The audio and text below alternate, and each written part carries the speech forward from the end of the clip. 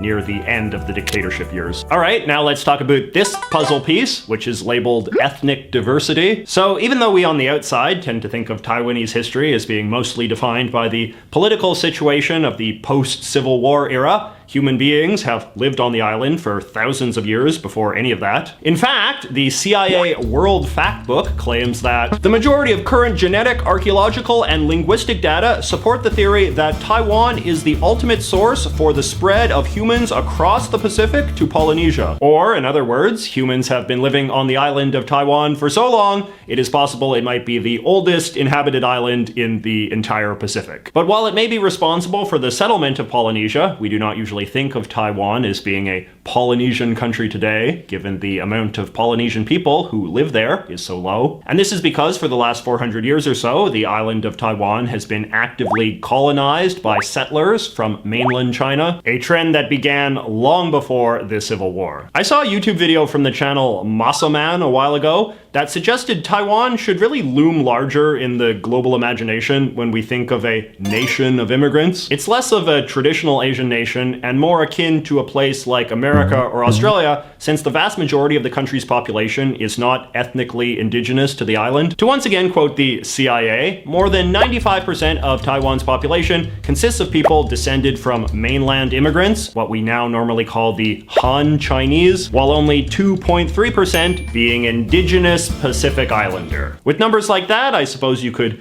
easily dispute the degree that Taiwan is all that diverse. But since China is itself a giant country with many discrete cultures within it, Taiwanese notions of diversity often emphasize the distinct cultures within the Han community, in addition to the Han versus indigenous dynamic. As Taiwan grows wealthier, they are likewise starting to see an influx of immigrants from other Asian nations, including Malaysian, Vietnamese, and Filipino. Now, as is the case in the so-called settler societies of the Western world, a lot of the Han Taiwanese people do seem to have a growing sense of guilt and remorse for their centuries of mistreatment of the indigenous peoples of their island, leading to, their near extinction. President Taiwan issued a formal apology to the island's original inhabitants for the political, economic, and environmental exploitation they had endured over the past 400 years. The remorse even manifests in similar ways, including a government push to establish new treaty agreements to give Aboriginal people more control over their traditional lands for things like hunting and fishing and self-government. This new cause is embodied by this guy here, who is an Aboriginal man in traditional clothing, holding a sign saying, "No one is an outsider," which is a slogan associated with the modern Taiwanese indigenous rights movement. This NPR story made what I thought was an interesting observation about all of this, which is that in some parts of Taiwanese society, emphasizing the importance of indigenous Polynesian culture is one way that Taiwan can start to establish an identity for itself that is distinct from that of mainland China, assuming that Chiang's unification dream is basically dead at this point. It reminded me a bit of New Zealand, another country that in recent years has really come to emphasize its Polynesian identity, not only as a way to decolonize their culture, but also distinguish themselves from their much larger neighbor. All right, so this piece here represents the Taiwanese white dolphin, which is actually pink. It's one of the rarest species of sea creature in the world, with the Animal Welfare Institute estimating that there may only be about 75 currently living. And then over here, we have a Taiwanese leopard cat, which is this other cool animal that is the size of a house cat, but has patterns like a leopard. They are not particularly rare in other parts of Asia, but the American Chamber of Commerce in Taiwan informs me that there are only about 500 left on the island, in part because Taiwanese farmers keep shooting them for eating their chickens. Both of these creatures are beloved symbols of the country, but also a reminder of the necessity of preserving its fragile island ecosystem. On a similar note, we have this piece depicting the tree protection movement. Taiwan is one of the most forested countries in the world, with 60% of its landmass covered with trees. That is an even higher rate than Canada. Forestry has accordingly long been a big industry over there, and these days there is a lot of anxiety about the need to preserve the island's most rare and exotic species of tree from loggers. In traditional Han Chinese culture, there is often a belief that the rarer something is, the more magical it is. And this has led to a thriving world of black market tree poachers in Taiwan,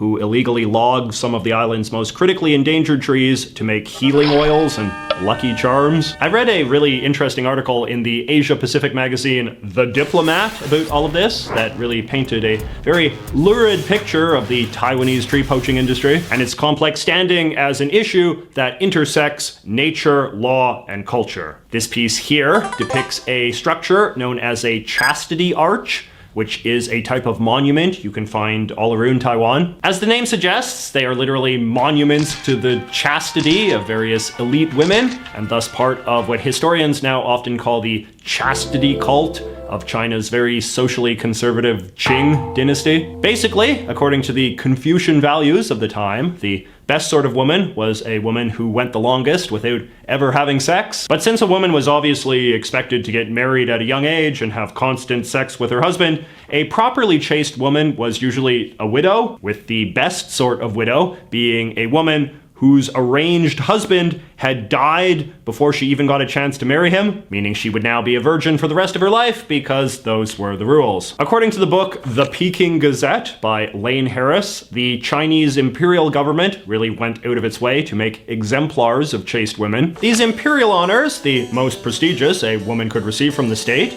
were usually signified by the erection of a ceremonial arch on the road to the village, town, or city in which the woman lived, that served to edify the public and encourage similar behavior. In the first 2 centuries of the Qing, more than 200,000 women were so honored as part of the cult of female chastity. And of course, that number included many on the island of Taiwan. This history of overbearing male chauvinism, whose legacy continues to literally cast a shadow over Taiwan to this day, is also represented by this piece here, which commemorates this somewhat notorious quote from Taoist philosophy, which the puzzle translates as, "Men are superior to women." That said, there are also a few pieces in here that refer to more recent advancements in Taiwanese gender relations. This rose represents what they call the Rose Boy episode of 2000, which was when a teenager who had been severely bullied for acting effeminate was found mysteriously dead in a school bathroom stall. His death is often credited as helping spark the initiative to reform Taiwanese schools in a more gender-inclusive and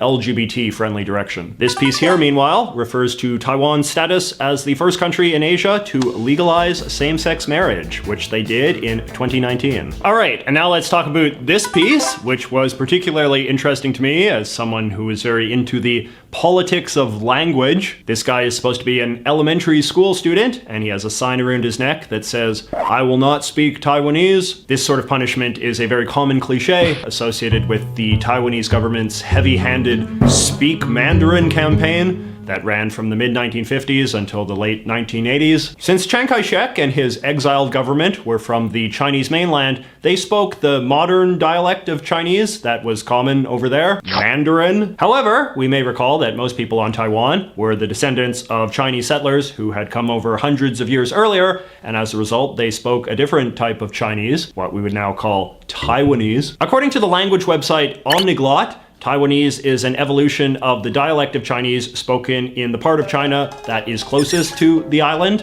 which makes sense. This is always one of the most interesting things about language in settler societies, how the settler version of the language often remains heavily bound up in the dialect of whatever region produced most of the settlers, like how Quebec French is most similar to the sort of French they speak in the north of France, since that's where a lot of Quebec's early immigrants came from. Anyway, because the early Taiwanese government had all of these dreams of retaking the mainland, they believed that unification of language was a necessary precondition for unification of the nation. So mainland Mandarin became the official language of government and radio and TV, and kids who spoke Taiwanese at school got punished, with these punishments now often held up by Taiwanese boomers as a symbol of the oppressiveness of the old regime. When Taiwan became fully democratic in the 1990s, as symbolized by this piece, representing the country's newfound tradition of free and fair elections, the policy of aggressively Mandarinizing Taiwan was abandoned. Today, there are no taboos against speaking it in school or other formal or respectable settings. I like this quote from a paper I read in the